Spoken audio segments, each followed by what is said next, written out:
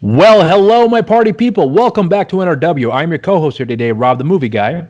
And I'm David Estacado, and Rob and I are super hyped to get into today's review. It's something we're trying to get to for quite some time now. As you can see from my background here, 'tis the season of beatings. And what better way to get into that holiday classic that is Street Fighter, the movie. Written and directed by Steven D'Souza, starring Jean-Claude Van Damme and the late, great Raul Julia. But before we get into it, like my buddy from another day always says, let's roll that trailer.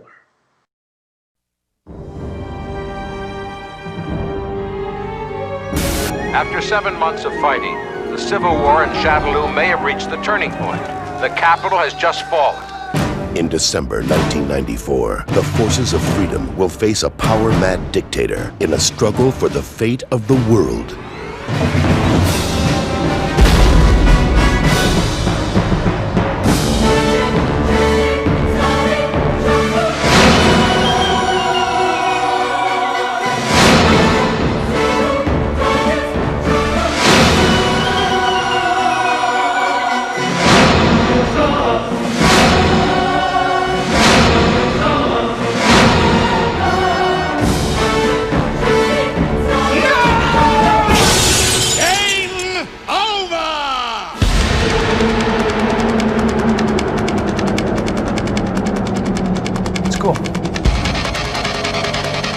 I'm going to kick Bison's ass. I don't think so. You'll have to do better than that. Okay.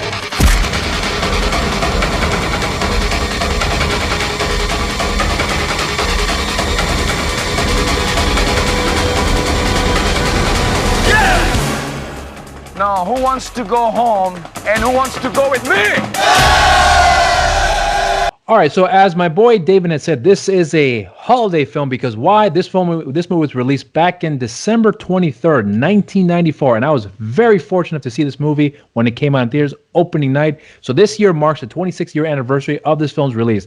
And I know there's a lot of people out there who find this film detestful, saying all these horrible things about the movie. And today I might say, fuck it. Why? Because I think this movie is a goddamn masterpiece. I love this movie. For anyone that knows me personally, they will know that I adore this movie. I have this movie in my top 10 movies of all time, and I am not joking when I say this here. And I'm sure our boy Kuya P will have the images posted for you guys to see of all the things I've collected throughout the years, many of which was gifted to me by my wife. But before I go into further with my love of the film, I'm going to ask our good friend here, Mr. David Estacado, what was the introduction that you got of the film when you first saw it?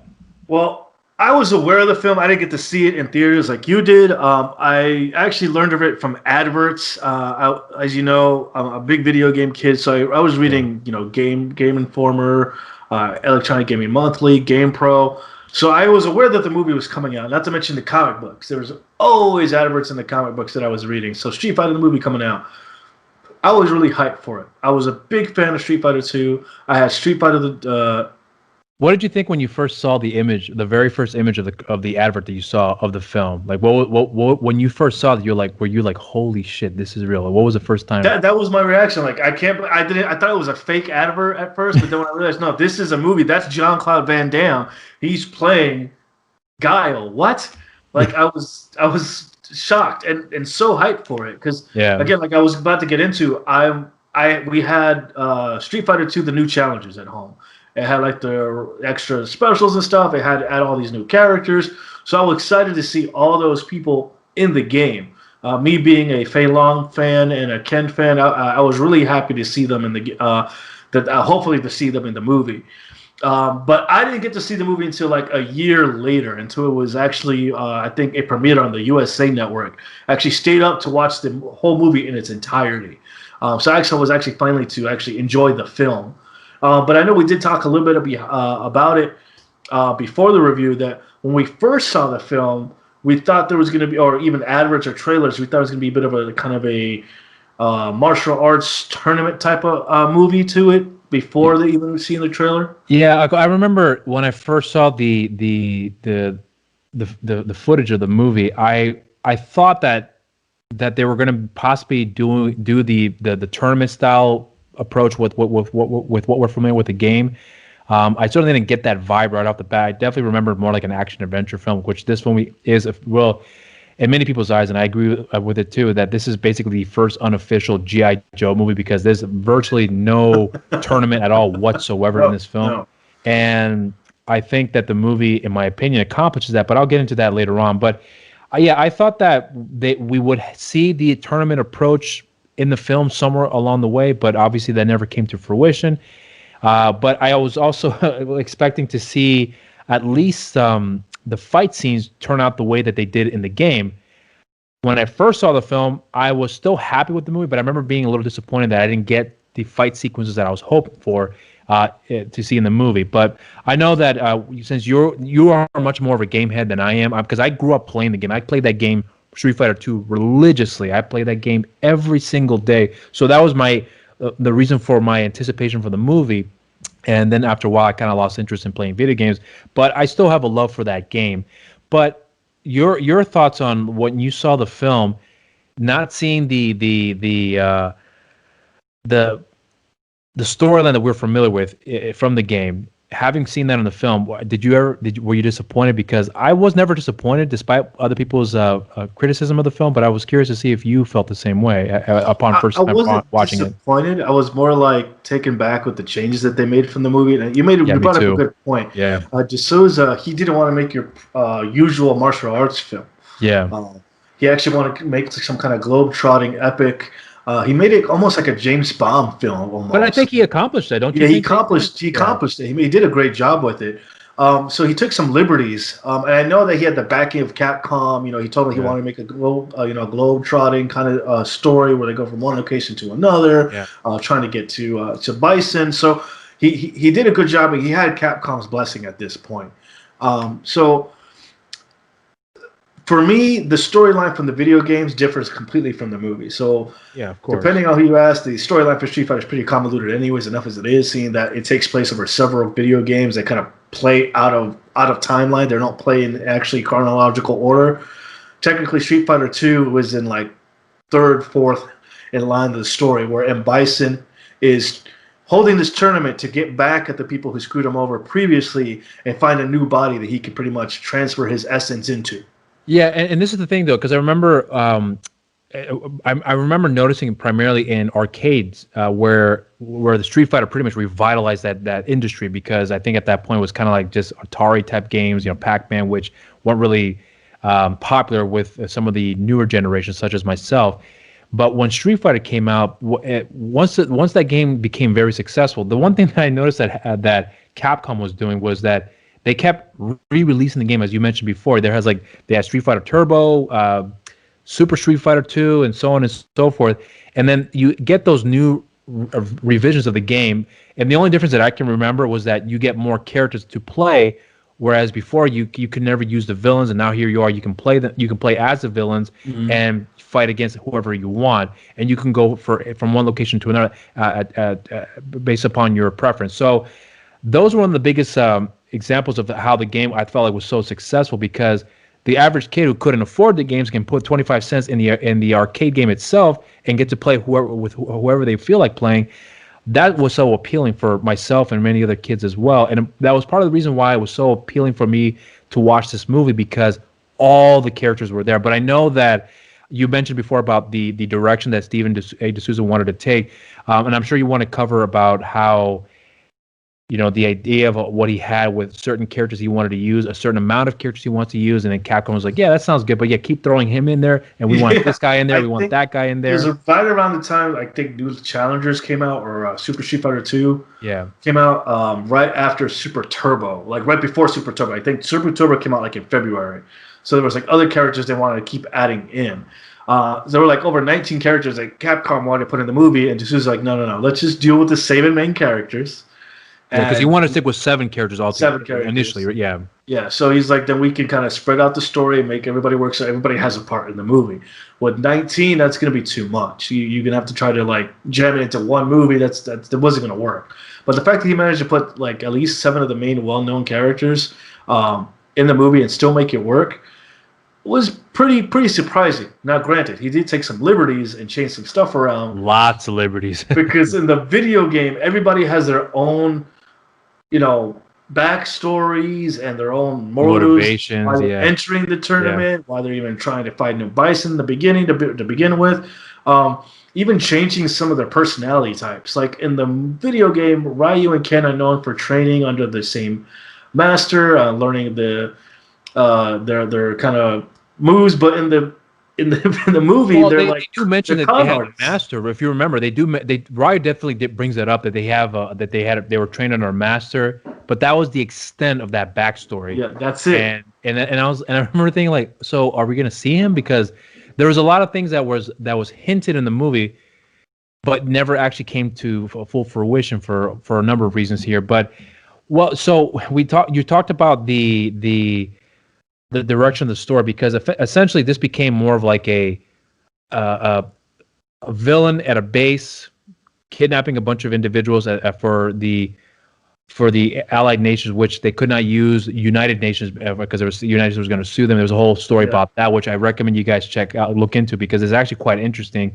But he's holding these individuals hostage and asking for a ransom of $20 billion, which in today's change for Jeff Bezos, that's like pocket change. So Bison was thinking small time at that point. But I guess what I'm trying to get at here is that when you saw the film and seeing how the plot was actually laid out, did you have any reservations for that? Because honestly, for me personally, I was fine with it. I still thought it was enjoyable despite the major changes, but I don't know if you had some initial reservations when you first saw it. Enough some reservations. It's kind of more like that's not it. That's not how it works. Like because they kind of flipped some characters around. Like in the video game, Balrog is actually one of like the underbosses for M. Bison. They're the ones who are working for him. In the movie, it's DJ for some reason and Zangief. Zangief he's a tech guy too. Yeah, Zangief isn't really a bad guy per se. In the video games, he just kind of gets caught up in the chaos that happens. So they kind of used him as an enforcer for M. Bison too.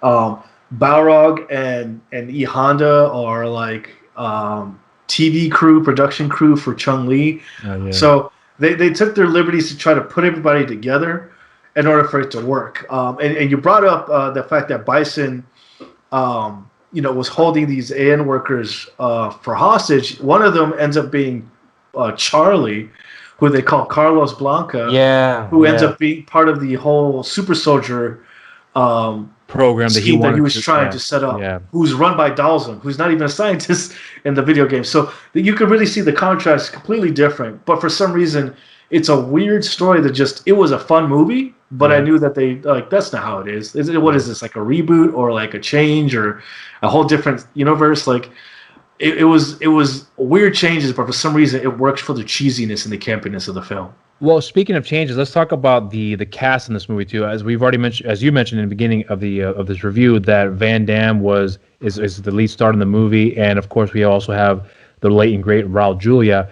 I remember when I heard that Van Damme was cast in the part of Guile, I was fine with it, but I remember thinking, but won't his accent get in the way because he has a very thick Belgian French accent? So I thought at one point, I remember as a kid, I remember thinking maybe he'll change his accent because I knew that actors could do that as a kid, and I just assumed that Van Damme could pull it off. And little did I know that it's very difficult for him to even speak English because even at that time, in reading the script and saying the lines, his accent, his English wasn't as great, or I wouldn't say his accent, but his English still wasn't as good as it is now, where he wasn't able to pronounce words very articulate. So I was curious on how they're going to pull it off, and then I saw the film. Obviously, it's just Van Damme with blonde hair. So Julie, on the other hand, I was really negative about his casting because in my mind, Bison is meant to be this powerful, strong man, like just muscle bound, like type of guy. That's what I was expecting to see Bison as in the movie. When they cast Raul Julia, I just remember thinking, Gomez from the Addams Family. Are you serious? Yeah. Because I don't think he ever had. If I can remember correctly, I don't think he's ever really been in an action movie. I know he's been in a movie with Clint Eastwood, but even that film I wouldn't really consider much of an action movie. It does have action set pieces, but nothing to the extent of what he did in this movie. So I had a lot of reservations about his casting, but I know you and I both agree, and I'm sure a lot of other people, he is literally the best part of the film. Agreed. And we've come to learn the amount of work he put into creating this character and learning about certain dictators that he had influences from to helping to come up with this character's personality and approach and mannerisms and whatever else. And I think he did a flawless job, considering that this is not a great movie in many people's eyes. I beg to differ, but this guy did a phenomenal job considering how much work he put into it. Primarily because, one, he's a good actor and he's a very solid professional, but he also did it for the love of his children because he knew that his kids are huge fans of the game, and that was the only reason why he did it. So, upon hearing that he passed away prior to the release of the movie, it was very sad to hear that. When I saw the movie, I was blown away and I realized I was completely wrong, and I wish I would have held my judgment before I saw the film, because I was so negative towards him before I saw the movie, and then here we are praising his work here. But I know you have some opinions about that as well too. I was surprised by the casting as well. But after seeing the film, he embodies Bison. Yeah. He steals the role. He steals this movie. Yeah. If it were anybody else cast as Bison, I don't think the movie would worked as well. I think you may be right. Carries the film. It's his just presence alone, and just his one-liners as well. He has these great Shakespearean kind of speeches, and the way he talks and carries himself, it's almost regal in a way. And then these other moments where he's just a complete asshole. and his lines were just fantastic. And he delivers one of the most cold-hearted lines ever to a person who's genuinely in a spot of pain and torment from all the pain that he has caused this individual, in this case being Chun-Li. And he has that wonderful Tuesday line, which I recommend you guys check out. You can look it up on YouTube. In fact, I would say just watch the movie start to finish. It's really worth your time. Sure. But I agree with you too. But let's also get into some of the other actors as well that were cast in the movie, because I had some thoughts, but my biggest problem with the actor that was cast in the movie, and because I think everyone else was, for the most part, looked like the part, I would say, with the exception of maybe 2 or 3 characters, but one individual for sure is the man that played Blanca, who also plays Carlos, aka Charlie. That was the only thing about the film that I can remember thinking that I did not like, because Blanca looked like Blanca, didn't feel like Blanca, and became something that was almost like a Frankenstein story, which didn't really go anywhere, unfortunately. And we also know, I'm sure we'll get into some of the behind the scenes stuff as far as why certain stories never actually were fleshed out as well. But any actors or casting choices that you felt like was on point but didn't meet your expectations, or choices that you thought were horrible and you still feel that way about it too at this point? Number one, Raul Julia. I'm always going to go back to him. Byron Mann as Ryu. At first, I was like, wait, what? And it kind of looked like Ryu, but then for the Ryu he was playing for the movie, he worked. Yes. Now, for me, Ryu is a more stoic character. He's more reserved. He's more kind of like the moral compass for Ken. But he played a con artist in this movie. So, con artist Ryu, he played a good job. I think we did mention E. Honda, who's a Japanese sumo wrestler, is played by a Samoan actor. I think was a weird casting choice. But for me as a kid, I thought everybody looked the part, so I was excited for it. But then moving on and watching the movie again, I was like, these are some weird choices for some of these choices. I know you would like the fact that Jay Tavera played Vega. Because the beautiful Ming-Na Wen as Chun-Li was just fantastic. Yeah, she's. And I know I know some people are split between Kylie Minogue being Cammy and not. I don't know. I think an actual British actress would have been better, but she pulls it off very well. I think she looks like Cammy. She kind of does her moves every now and then, but I think the characters they were all right. Even I can look and say, nah, not really. But I see where you're going with this. Well, so let's talk about some of the characters, some of the choices that I did not expect that I thought were perfect casting choices, I would say. You mentioned Jay Tavara, who plays Vega. Now, for any guys who are fans of the game, I'm sure many of you guys would know that Vega in the game is a Spaniard, Caucasian, blonde hair, and he wears the mask to protect his face because he doesn't want his face to be ruined because he finds it so beautiful. And, he is a good-looking guy. But the actor that plays him in the movie, nothing like that at all. He is brown skin, dark hair, and I believe he's Native American in real life. If I'm not mistaken, I could be wrong, but I believe he is. When I saw the actor playing the part of Vega, I was like, oh, this guy is perfect. So I kind of liken it to how Jason Momoa was cast as Aquaman. It wasn't my first choice. It was never even considered as a possible choice. We all thought of blonde hair, Caucasian, like Chris Hemsworth, somewhere along those lines. But then having Jason Momoa cast in the part, we're like, of course, it makes more sense. That's perfect casting. This particular situation for me, I felt was the same scenario where this guy was good looking. I mean, I'll be the first one. That is a good looking man, perfect specimen of a man. And he had the smile, the physique, and he obviously had the athleticism that goes with Vega's character. Although we don't get to see it fleshed out to its full fruition, unfortunately. But regardless of that, it was one of those situations where I just couldn't believe that this was like one of the most unexpected perfect casting I'd ever seen. And I still think to this day, this was one of the most surprising choices of an actor playing casting a part, and was absolutely perfect. It was one of those things like, oh, of course, that makes sense. So I don't know if you have anything else like that you can think that might be related to that in that type of scenario for myself, because although the film has a lot of odd choices for casting, which there are plenty of in this movie, but I'm sure aside from Julia, and I mentioned about Jay Tavares, anyone else that comes to mind that sticks out like, yeah, this was a great choice? Probably the actor who played Balrog.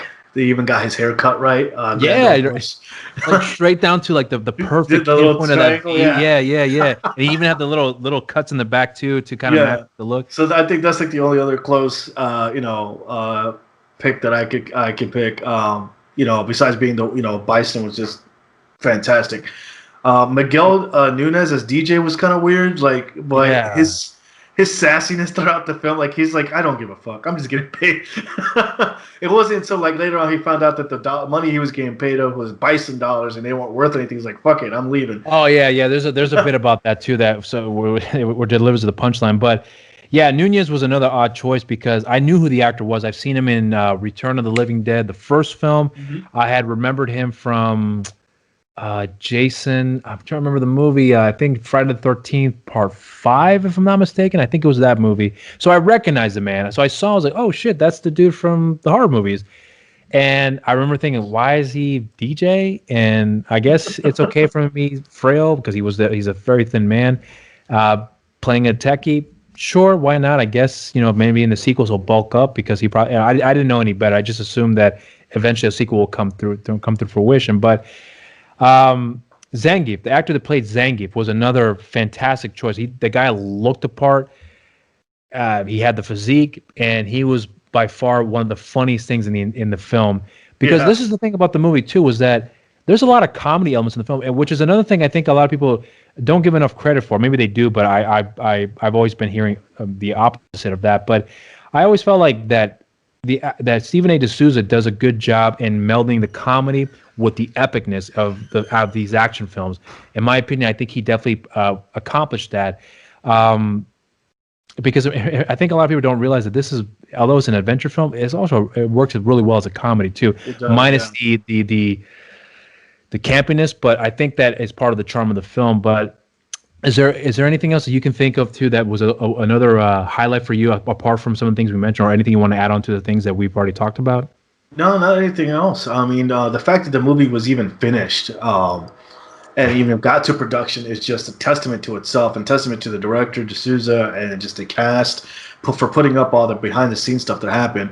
If you check out the article written by The Guardian, it was written by like 2 years ago. Rob and I have mentioned it a little bit before. It goes in-depth regarding a lot of stuff that happened behind the scenes, pre-production, post-production, even some of the crazy stuff that happened on scene. There was a lot of rewrites that happened on the set. Like I said earlier, a lot of the characters or actors didn't know who the characters were going to be. They were different.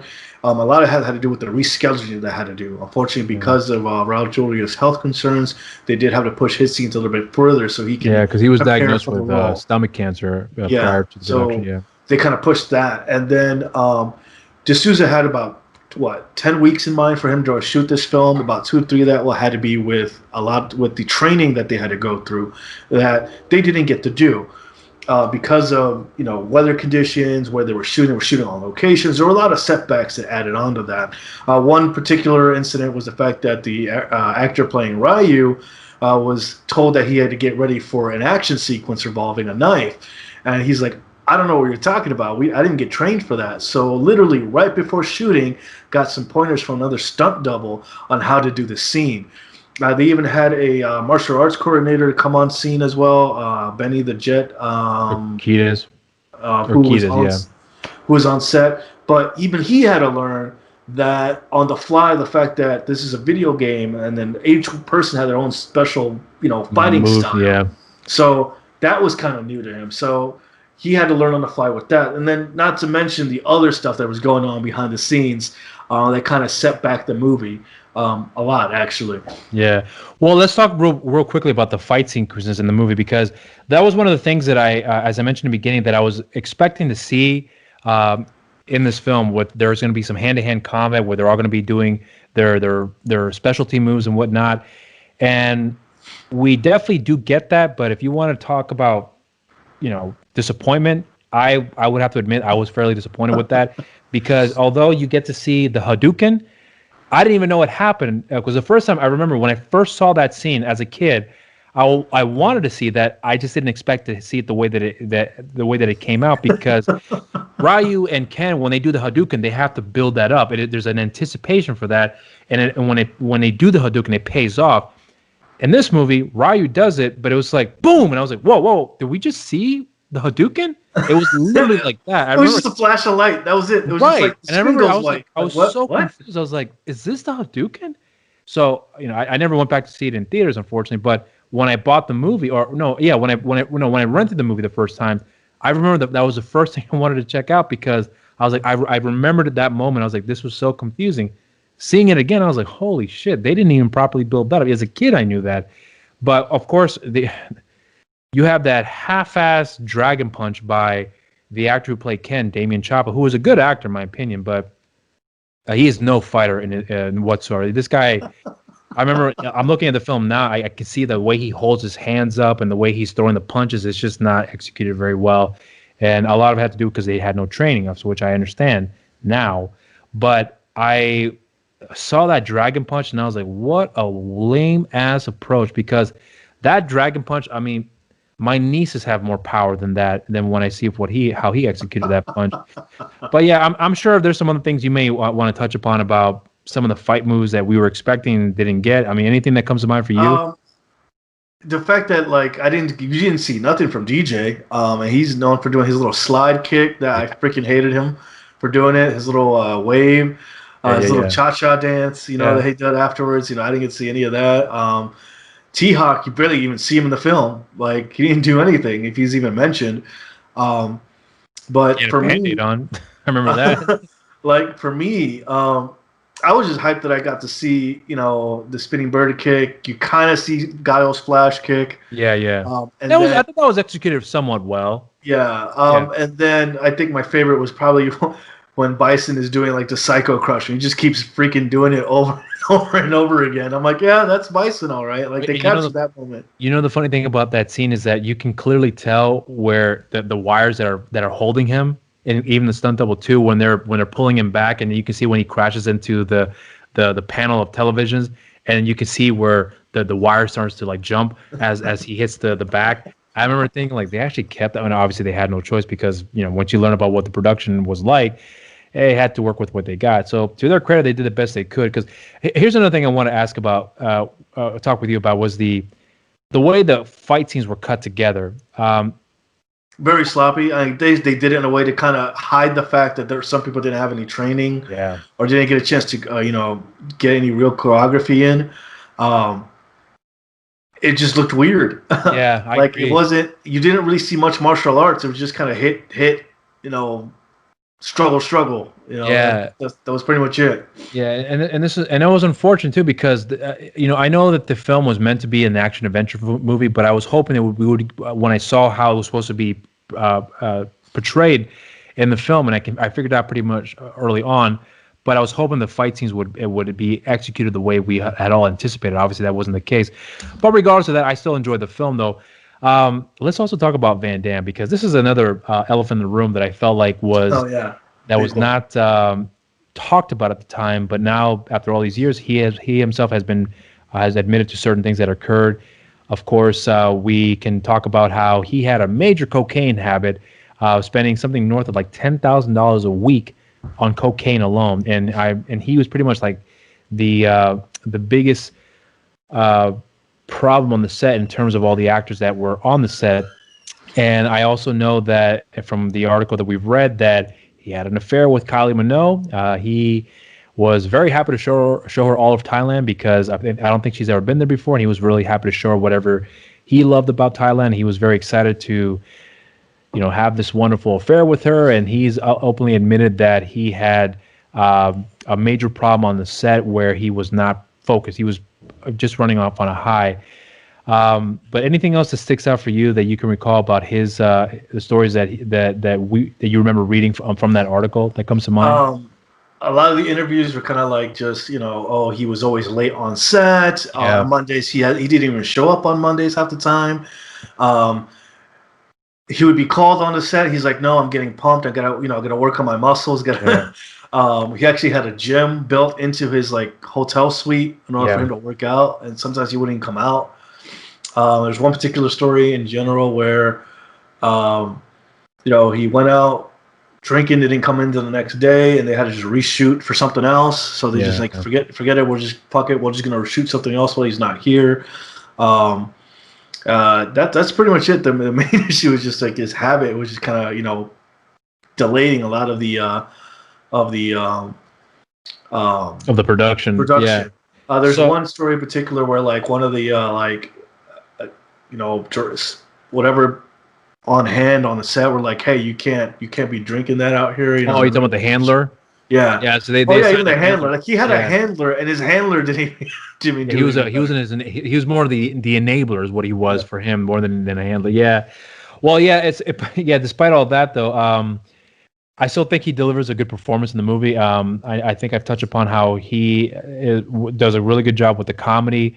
Action, we all knew he could handle, although it wasn't all that great. But I don't know. Is there anything else you want to get into as far as some of the production stuff that we probably didn't touch upon here? There's other things. There's been other interviews and other like behind the scenes stuff. Definitely check those out. Definitely look up those interviews. There's some other stuff that went on behind the scenes besides Jean-Claude Van Damme's coke habit. There's other weather and stuff that got into it. Definitely check out the article by The Guardian. Definitely check out behind the scenes stuff online. If you have the DVD, definitely check those out. They really go in depth about what happened with Capcom and D'Souza and their choices for casting and stuff, and other stuff as well. The DVD, because I have the DVD and the Blu-ray is also the same special features. It just it's pretty standard KPK stuff. It's not all that good, but the only thing that's really informative about what you can learn about the movies is the audio commentary. So if you listen to the audio commentary of Stephen A. D'Souza's explaining what it was like for him to get to start making the film. He doesn't get into any of the negative stuff because obviously this is a film that he's commentating for the studio. So there's a lot of things he will not get into in terms of negative. So that's where the article will come in some other stories that you hear maybe in other interviews. But for the movie, for the audio commentary for the film, it's just strictly just what they've done, where they shot it, how they put it together, and so on and so forth. And it's really informative, in my opinion, when it comes to him describing what the experience was like for him. And like I said, it's mostly just positive. It's virtually no negative stuff, with the exception of some minor things here and there, but nothing to the point where he's gossiping about anybody's bad habits on the set. All right, well, let's also get into one other thing too, because as I mentioned before, a lot of people do not like this movie, and I know that there have been some other films that were made as well too. One of which is what many consider to be the most perfect adaptation of the source material, which is the Street Fighter II, the animated movie. Yep. I had not seen this film until years after the fact. I had always had trouble getting around to watching it, and then when I finally saw it, I was like, okay, this movie is beyond perfect. This is the way the Street Fighter film was meant to be. I'm not sure what was your first experience in watching the film, but I know you have a lot of praise for the movie since you've seen it, I imagine. Oh, I mean, I love the film. It's one of my top anime films out there at the time during the 90s, because that was like my go-to to watch. So I love the film. It takes some liberties for the story again. Yeah. because it's based more on the comic book and some parts of the game, like Street Fighter Alpha 2 and stuff like that. So, I mean, it's a staple up there. It executes the story that is Street Fighter a lot better. Yeah. And then, of course, we also have the infamously forgettable 2009 reboot, which is Street Fighter: The Legend of Chun-Li, which I have seen twice, and I've told you before the story. But for anyone out there who doesn't know, I saw the movie for the first time in its entirety. I believe probably like about less than 2 years ago, maybe 2 years ago, somewhere around that time. And I had heard horrible things about that movie, and I was very hesitant to watch the film because even when I first heard about the announcement of this film being made, I was excited for it. And they were saying that they're going to focus on certain characters and they're going to stick to it this time. And they were going to focus mostly on Chun-Li. I was like, fine, fair enough, cool. Maybe they'll bring back Ming-Na Wen or another Chinese actress, someone. The first red flag, no offense to the actors, was the announcement that Kristen Kruewick, I think is how I pronounce her name. Am I right? The lady, the actress who played Kristen Kruewick, who played Lana in the Smallville TV show. When I first heard that she was cast as Chun-Li, I was like, oh my god, there's already red flags that I can see that this production is not going to go as well as the film's not going to turn out as well as I hoped it would. And I was absolutely right. When I first saw the movie, I was blown away how horrible the movie was. No offense to anybody out there who's worked. I am sorry for insulting everybody for saying that who's worked on the film, but I did not like the movie. So I was shocked to see how terrible the movie was. I want to go back to see it again because I just had to be sure that what I saw was actually legitimate. Did I just see what I saw? And yes, it was. It was as bad as I thought it was, and I haven't seen it since. So I know that you had mentioned to me before that you saw the film and you tried to watch it and couldn't get through it, tried again. I couldn't. I couldn't even try, man. I got like 5-10 minutes in the film. Like, nope, I'm done. No, I'm good. Yeah, that's unfortunate too because there was actually a lot of good actors, but not the best performances you got from these actors. So the other horrible choice that I thought was made when casting the part of Vega by Taboo, who was famous for his for the group Black Eyed Peas. When I heard that he was announced to play Vega, I was like, holy Christ!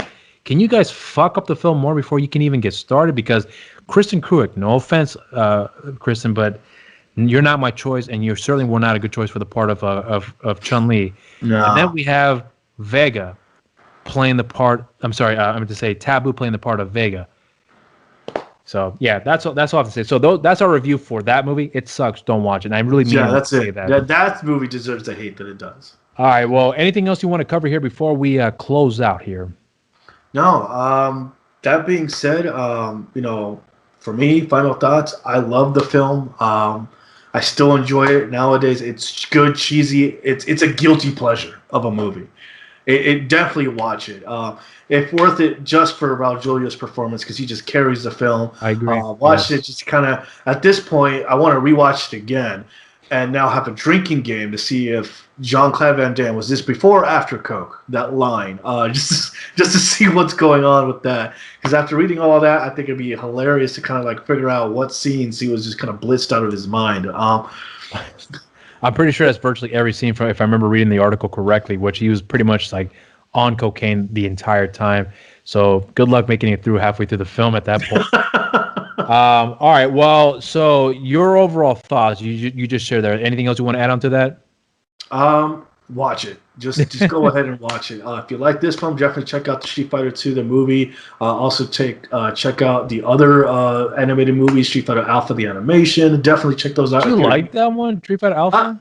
Dude, I'm a huge Street Fighter Alpha fan. Like, I understand Street Fighter 2 is the better film, but I liked it because out of all the Street Fighters, and I know I'm going to get some hate for it, Street Fighter Alpha 3 is my favorite.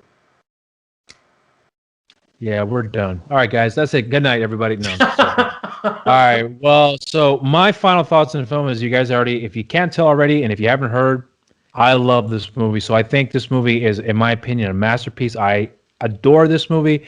I would recommend it to everybody. I know not everyone's going to like it, and to that I say, fuck it. I still think it's a great movie. So I hope you guys come around to watch the film. Please give the film at least a chance, especially for the performance that you get from Raul Julia, because his performance really is that good. I'm not making that shit up when I say this. I'm not just being biased here. He really is amazing in this movie. So check it out for the performance alone. I think it's really worth your time, where you can see a professional actor giving it his all. in a film that many consider to be horrible. And this man put on his best performance, in my opinion, up to that point, unfortunately, being his last role. But a good one at that, I would say. But let us know what you guys think in the comment section down below. If you guys have seen the film, did you love it? Did you hate it? And if you guys love the film, please tell us why you love the film. If you hate the film, I already know what your thoughts are going to be, but share it anyways because we'll read them and we'll reply back to you one way or another. But also, make sure you also subscribe to our channel as well, too. And if you haven't done so already, hit that notification button because we also got some more upcoming videos coming down the pipeline. And also, make sure you follow us on our social media accounts as well. We have a Facebook and Instagram page simply at just New Release Wednesdays and on Twitter at the NRW. You can follow myself on my social media accounts. On Instagram, Rob_Medina0585. On Twitter, RobMedina0585. And on Facebook, simply just Rob the Movie Guy. And my good buddy over there, where can they follow you, good sir? You can follow me on my Instagram and on my Twitter on David is Disaster. And you can follow me on my personal Facebook page, David A. Estacado, where I post everything else besides random memes and everything else pop culture that I'm going into. Currently doing my own personal advent calendar of Funko Pops, so definitely check those out. And also, anything else I might be doing here in the indie wrestling scene here down in the Southern Virginia area. Well, that being said, if you love what me and Rob are doing here, especially these videos that we're doing, please check out the rest of the stuff that we got going on. We have our old Halloween special that's still out there if you haven't checked that out. We have Rob with a couple of other movie reviews that he's doing, and definitely the rest of the NRW crew. Our boy Kuya P doing the Show Pow Show with the rest of the crew here with the Nerds of Color as well. So definitely check out the rest of the crew. We do everything else from movies, music, video games, comic books, everything pop culture and beyond. All right, guys. Thank you very much for joining us here today. Have a wonderful holiday season, guys, and please stay safe out there. And remember, cheers. Cheers.